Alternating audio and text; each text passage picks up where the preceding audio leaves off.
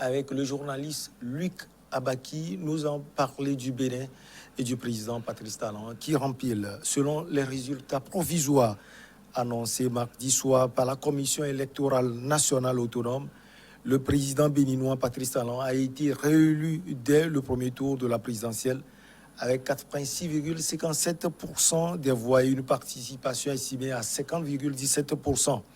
Le camp Talon a célébré brièvement sa victoire au siège du parti à Cotonou, la capitale. Luc Abaki, bonjour. Bonjour Michel, bonjour à tous nos fidèles téléspectateurs. Merci de répondre à notre rendez-vous. C'est toujours un plaisir. Les chiffres donnés par la Commission électorale nationale autonome, comment vous voyez ces chiffres? Bon, ce n'est pas surprenant, hein. On sait que Patrice Talon s'était fait... Il a réuni un certain nombre de conditions pour pouvoir se faire ce boulevard électoral. Oui. Et donc, c'est un peu la mode dans nos pays depuis quelques années. On constate que les présidents qui se représentent comme candidats n'hésitent pas à mettre les bouchées doubles pour pouvoir empiler avec des scores faramineux à la stanélienne.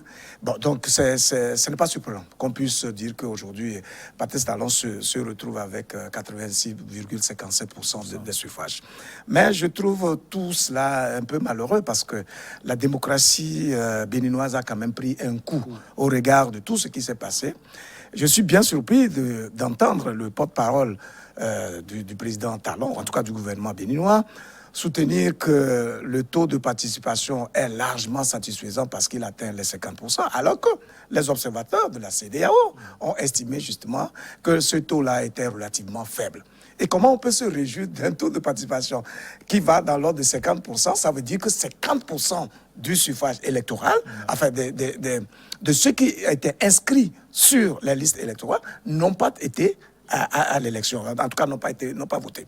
Alors, s'il n'y a que 50%, et dans les 50%, vous prenez 86,57%, et vous en réjouissez, vous, un président sortant, qui avait fait toutes les contorsions possibles pour dégager du champ de la compétition tous les adversaires possibles, je ne trouve pas cela noble, parce que normalement, une compétition exige que vous ayez des forces égales en face de vous, et qu'au-delà de tout, vous puissiez justement vous affirmer comme étant la force ayant émergé, ayant pu triompher à partir de ses idées, de sa performance, de son bilan, etc., etc.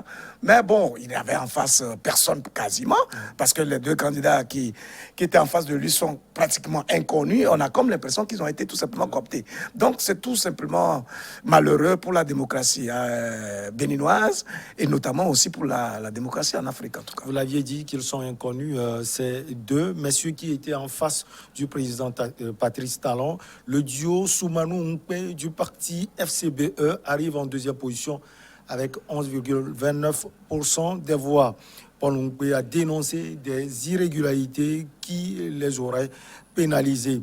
À la troisième place, Corentin Koué et Irénée Agossa totalisent un peu plus de 2,1% des voix exprimées. Ça ne vaut rien. Ça ne vaut rien. Autant dire qu'il était seul en lice, en fait. Autant dire que Patrice Talon a choisi, à partir de l'instant où il s'est dédié lui-même, à partir du moment où il a dit qu'il avait dit au départ qu'il ne sera là que pour un mandat unique. Et qu'au fil de l'exercice du pouvoir, il a senti le besoin de rempiler.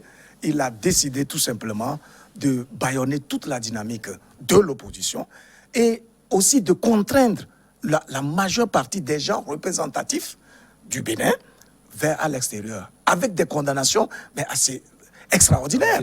20 ans pour chacun. C'est-à-dire que chaque fois qu'on prend... On dirait que c'est la mode, en fait. C'est un virus qui a pris nos chefs d'État depuis un certain temps.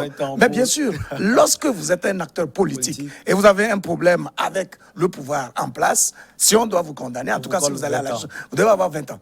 20 ans, je ne comprends pas ce quota qui est appliqué de façon aveugle et rigide et systématique. De telle manière qu'on puisse donc contraindre donc, les adversaires politiques à rester à l'extérieur. Cela ne relève pas de la noblesse. Parce qu'en réalité, dans nos cultures, vous savez, lorsque vous voulez vous affirmer, vous devez affronter des gens d'une certaine valeur. Ouais. Et c'est en ce moment que vous pouvez être fier d'avoir gagné. Vous avez la sensation et le plaisir de la victoire. Mais ici, il n'y a pas de victoire parce que c'est un choc que vous avez décidé tout simplement de vous faire tout seul par la force brute. Et là, c'est quand même curieux que dans ces conditions-là, vous soyez obligés, rien que pour la question du pouvoir, de mettre des gens en prison, de démobiliser toutes les actions de l'opposition, de passer par des menaces, des intimidations et toute une série d'actions d'un niveau primaire qui donne le sentiment que vous avez basculé systématiquement dans l'autocratie et la dictature pure et dure. On n'a aucun intérêt à ce qu'aujourd'hui, au XXIe siècle, on puisse procéder par ce genre de méthodes, surtout que la connaissance est répandue partout. Voilà. Il faut développer des qualités de leadership qui permettent là justement de s'affirmer et de rentrer dans l'histoire. Malheureusement, je crois que moi j'avais un penchant quand même, un faible pour Patrice Talon, de par les idées qu'il émerge, de par son profil d'homme d'affaires qui a fini par donc s'affirmer sur les champs politiques. Je me suis dit qu'il avait tout simplement transposé, voyez-vous, ces facultés d'homme d'action concret, pragmatique, pour construire quelque chose d'assez solide au Bénin. Même si sur le plan économique ou d'autres volets, il essaye de s'affirmer, il faut dire qu'à partir du moment où il présente des carences aussi notables sur le plan politique, évidemment, ce sera une tâche assez noire et qui risque vraiment de le faire sortir par une petite porte, par la fenêtre, s'il faut le dire. Lui, là où vous appréciez le président Patrice Talon, ce n'est pas peut-être à ce niveau où il a un peu péché, peut-être qu'il dirige le Bénin comme son entreprise. Absolument, c'est-à-dire que en réalité, au départ, c'est-à-dire quand vous suivez un peu la logique du monsieur, il était de bonne foi quand il disait qu'il va faire un mandat unique. Il tenait un raisonnement parfaitement cohérent parce qu'il justifiait que le plus souvent, les chefs d'État s'abstiennent de bien travailler parce qu'ils ne veulent pas heurter la sensibilité des gens, ils ne veulent pas énerver les gens, ils ne veulent pas soulever les gens par des réformes fortes. Et donc, lui, à partir de l'instant où il se donne pour objectif de ne faire qu'un seul mandat, il peut prendre même le risque d'être impopulaire, quitte à ce que, bon, ben voilà, on ne l'aime pas, mais qu'on voit ses résultats se manifester sur le terrain, voyez-vous. Mais il s'est avéré que dans l'exercice du pouvoir, il a pris goût. Il a senti donc l'envie d'y rester, de s'accrocher. Et donc, en s'accrochant, alors qu'il y a en face de lui des gens de Trump quand même, hein, qui ne pouvaient pas laisser, il a décidé de créer cette criette-là, et cette cour de répression, qui prend un prétexte juridique pour museler justement les adversaires politiques, malheureusement. Et ça, ce n'est pas vraiment, c'est pas souhaitable en tout cas pour la démocratie. Et cette envie a pour conséquence, aujourd'hui le Bénin est divisé, ça il faut le dire, parce que le Nord n'a pas aussi voté massivement comme le Sud. Mais c'est une évidence. D'ailleurs, même le taux de participation qui a été déclaré officiellement, on sait comment ça se fait. Ouais. Ça, c'est tout simplement un gonflage pour pouvoir se donner la face. Parce que tout le monde sait que, tel que les choses se sont passées avec tous les mouvements qu'il y a eu il y a quelques jours justement de ce scrutin du 11 avril, il n'y aurait pas de mobilisation, en tout cas dans les bureaux de vote. C'est une évidence. Maintenant, il fallait sauver un peu la face en disant que, bon, voilà, on a atteint les 50% et que ce taux n'avait jamais été atteint auparavant depuis qu'ils ont engagé des réformes. Mais comment on peut être heureux si les réformes sied réellement au peuple béninois, c'est au peuple justement d'applaudir, d'acclamer, de se mobiliser autour donc des idéaux que le président Talon est en train de ventiler.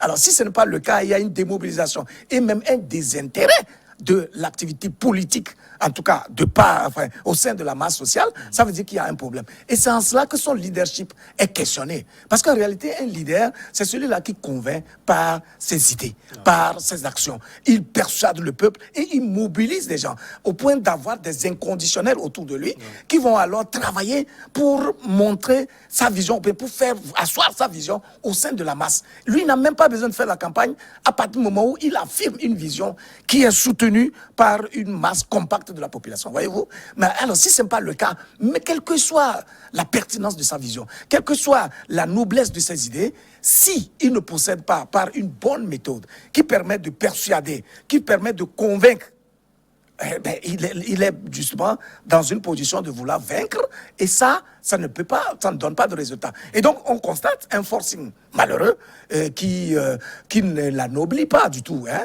Mais aujourd'hui, bien sûr, il a rempilé, il est heureux de faire un deuxième mandat, mais dans ces conditions-là, c'est contre justement le bon vouloir, les aspirations profondes de la population béninoise, et c'est dommage. Lui, qu'aujourd'hui, on peut dire que l'objectif est atteint. Il est réélu. visiblement, politiquement, il a un chantier à battre, réconcilier les Béninois. Mais est-ce qu'il a la volonté de réconcilier les Béninois? Parce que lui, j'ai l'impression qu'il a une vision caricaturale des choses. C'est-à-dire que pour lui, il faut amener les Béninois où lui, il voudra, avec ou sans leur consentement. Voyez-vous? Et cela pose fondamentalement l'intérêt de cette question du développement.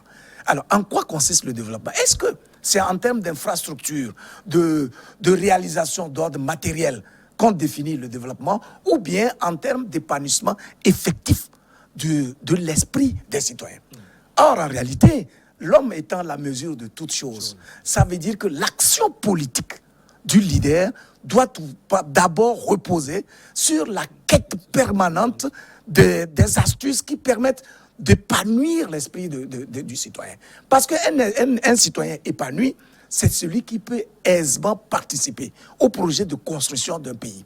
Voyez-vous, aucun État, aucun dirigeant, si puissant soit-il, ne peut garantir le développement, la stabilité, la paix sociale, de par ses seules idées, s'il ne reçoit pas l'adhésion effective de la population à la base. Et donc, il a beau avoir des idées lumineuses, mais telles qu'il possède par la force brute, lorsque vous le contestez, c'est que vous êtes tout de suite mis en prison, vous êtes jugé ou vous êtes contraint à l'exil. Dans ces conditions-là, bien entendu, ça veut dire qu'il rate le coach en tant que leader. Il est peut-être un dirigeant, parce qu'il est dans la posture d'un président de la République, mais il n'est pas un leader. C'est-à-dire qu'il n'a pas réussi à se revêtir des qualités managériales nécessaires qui lui permettent d'exciter l'envie de le suivre. Voyez-vous? Et ça, c'est un échec à mon avis. Même s'il a réussi le pari d'être au pouvoir, il n'y a aucun honneur en cela. Voyez-vous? Et c'est dommage. Oui, à quelques heures ou bien à quelques jours des élections, on a vu des manifestations. Hein. Aujourd'hui, vous l'avez dit, il y a des gens qui sont embastillés, les gens qui sont en exil. Est-ce que le président Patrice Talon va aller au-delà, va transcender ces réalités pour faire sortir les gens et faire asseoir véritablement les Béninois? Vous l'aviez dit tout à l'heure, il n'a pas visiblement de volonté. Absolument. Mais est-ce qu'il peut aller au-delà? Le problème, en fait, c'est quoi? C'est que lorsque vous êtes sûr de vous, lorsque vous êtes convaincu de la pertinence des actions que vous menez, lorsque vous êtes certain que tout ce que vous faites vise l'intérêt supérieur de la nation, vous n'avez plus peur. Vous n'avez plus peur parce que vous avez les idées les plus lumineuses possibles qui permettent justement de persuader le peuple. Et le pouvoir, en réalité, appartient au peuple. À partir du moment où vous avez son approbation, son adhésion, sa complicité, vous pouvez aller loin. Et alors là, vraiment très loin, voyez-vous.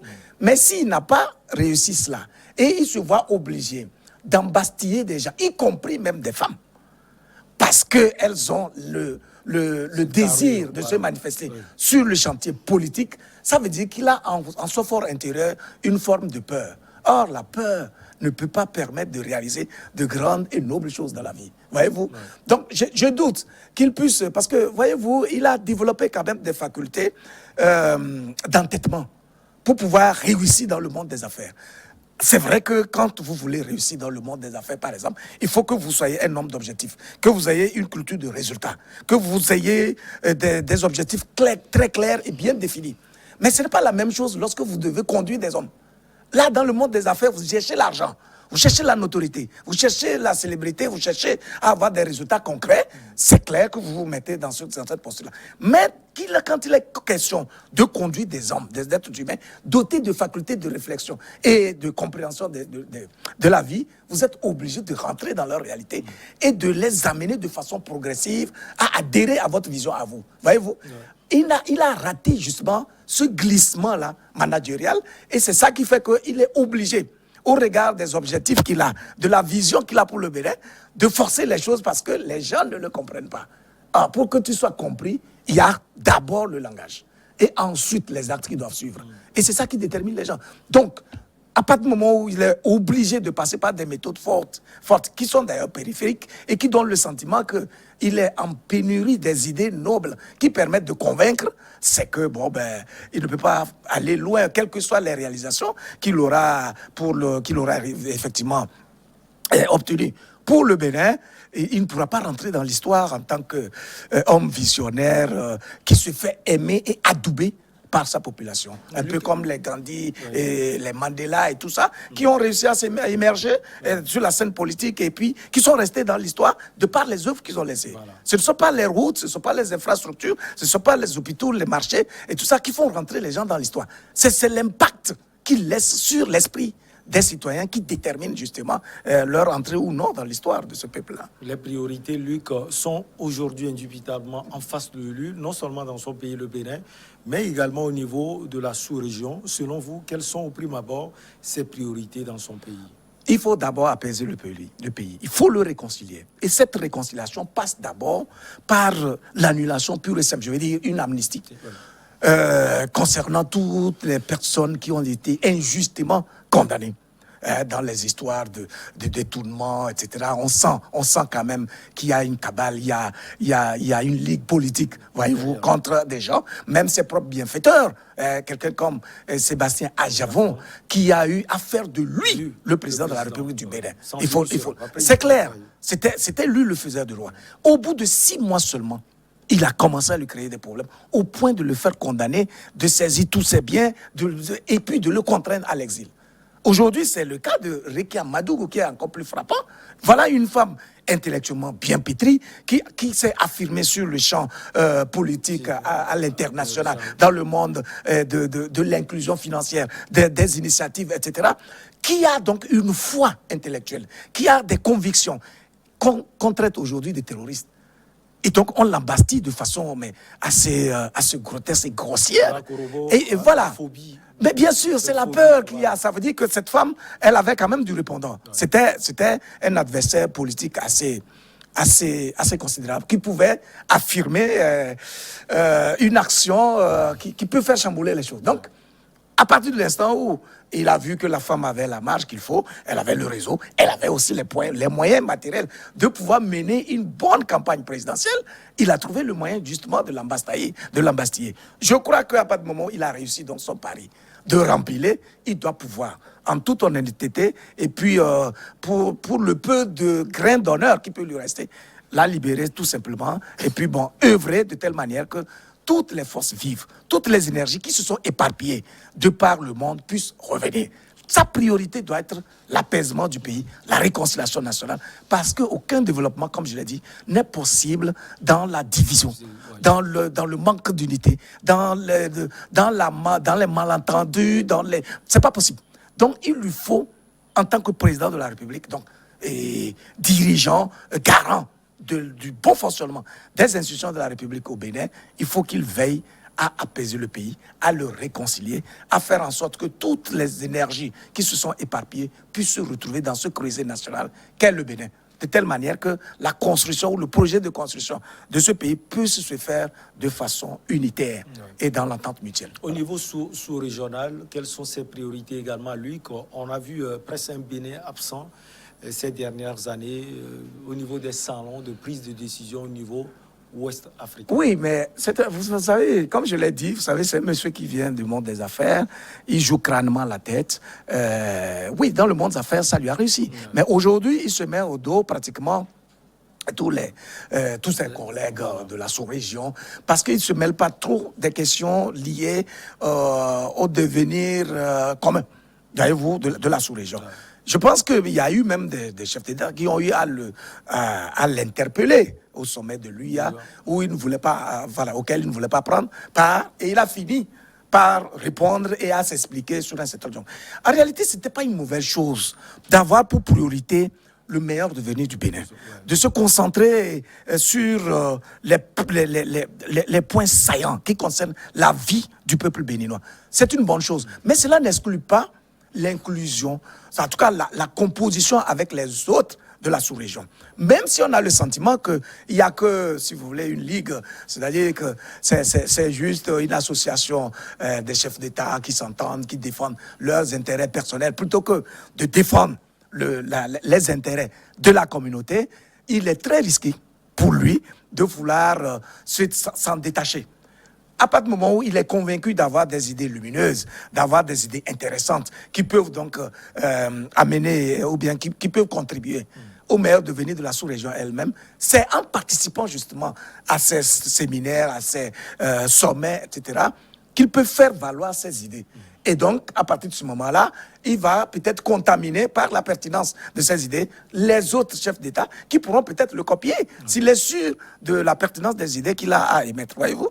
Mais quand il s'écarte, quand il s'isole, quand il n'écoute pratiquement personne, parce que je crois savoir que dans le cas justement Madougou, il y a eu un certain nombre d'interventions et qui n'ont pas permis justement à Patrick Talon de t'entendre raison et donc de libérer la dame parce qu'il la considère comme une menace réelle, voyez-vous, à son fauteuil. Et ça, vraiment, je ne sais pas comment il pourra se défendre. Il est réélu et s'il s'entête, il continue sur cette lancée. Comment vous voyez le Bénin du devenir? Voyez-vous, vous avez bien fait de rappeler un certain nombre de soulèvements à quelques jours, justement, de l'élection présidentielle. Même si ces soulèvements ont été disparates, et n'ont pas donc n'ont pas empêché la tenue donc de cette élection, il est fort à craindre que s'il continue sur cette lancée, il va amplifier les frustrations. Ouais. Et voyez-vous, un peuple que vous frustrez aussi à un niveau élevé et que vous conduisez comme un troupeau apeuré. Lorsqu'il est totalement dos au mur, c'est-à-dire qu'il constate qu'il n'y a que l'impasse devant lui, il n'a qu'une possibilité d'ouverture, il va développer ce qu'on appelle l'énergie du désespoir. Ouais. Un peuple qui commence à développer l'énergie du désespoir ne peut être contenu. Quelle que soit la violence de votre façon de le réprimer, quand il sera déterminé de cette manière-là, et il faut comprendre que là, votre sort est scellé. Parce que le pouvoir, comme je l'ai dit, appartient au peuple. Il suffit qu'il soit uni, organisé d'une certaine manière, mais aucun président ne peut résister à un peuple soudé, organisé, et qui aspire à quelque chose de déterminant et qui décide d'agir. Vous ne pouvez même pas faire 1 heure de temps dans votre fauteuil présidentiel. Luc, est-ce qu'on peut dire que le Bénin est en train de regretter? On se souvient, il y a encore 5 ans, le face-à-face Patrice Talon et puis Lionel Zinsou, ce dernier qui est présenté comme un pion de la France. Finalement, pour vous, les Béninois regrettent le choix de Talon? Ça a toujours été comme ça, voyez-vous. Je ne sais pas, parce qu'il faut que, si on avait eu Zissou comme président, on aurait pu comparer les actions que ce dernier aurait déjà posées, et cela nous permettrait justement de voir lequel des deux est mieux. Mais tout compte fait, comme je l'ai dit, je pense que Patrice Talon n'est pas aussi... il ne manque pas de fertilité intellectuelle. Ce qui lui manque, c'est le leadership. C'est les qualités managériales qui lui permettent d'avoir l'adhésion du peuple. Ce qui lui manque, c'est cette conviction qu'il a la chose en main et qu'il peut, à partir de sa capacité rhétorique et toutes les actions qu'il peut mener, convaincre le peuple. Et quand ça lui manque, du coup, il y a une peur. Et cette peur-là fait que, finalement, quelles que soient les réalisations qu'il a pu avoir aujourd'hui et qui peuvent servir de bilan de son mandat, il laisse un goût d'inachevé. Il ne permet pas donc au peuple de se retrouver en lui. Et ça veut dire qu'il est dans une gouvernance qui n'est pas, qui ne prend pas, qui ne donne pas le ciment indispensable, voyez-vous, au sein de la masse. C'est ça son vrai problème. Et donc, ça peut susciter justement des regrets, parce que du temps de quelqu'un comme Thomas Boniaï, par exemple, il n'y avait pas cette division aussi manifeste du peuple béninois. Il y avait des valeurs humaines qui étaient encore très développées, parce que, voyez-vous, quand vous voulez diriger les gens de façon aussi carrée et rigide, c'est comme si vous dirigez des animaux qui n'ont pas de réflexes, qui n'ont pas les facultés, qui peuvent contribuer par leurs idées. Et ça, c'est très grave. Voyez-vous, du temps de Boniaï, ce n'était pas comme ça. Même si on peut se dire qu'il y avait aussi des laissés-aller, etc. Mais le simple fait de contraindre des gens à l'exil, d'indisposer des gens, de posséder par des manières brutes, de les enfermer, de les bastonner, de les réprimer, de les étouffer, fait que vous ne leur laissez pas la marge de liberté nécessaire. Alors que la liberté, c'est ce qu'il y a de plus sacré dans la vie d'un individu. Voilà, donc il doit pouvoir revoir cela. C'est fondamental. Merci beaucoup à vous, Luc Abaki. Ça a été un plaisir de vous avoir sur ce plateau. C'est déjà fini? C'est déjà fini. Merci beaucoup, en tout cas. Le plaisir, il est partagé. Merci beaucoup. On va marquer juste une petite pause et on revient avec nos invités pour Regard Croisé.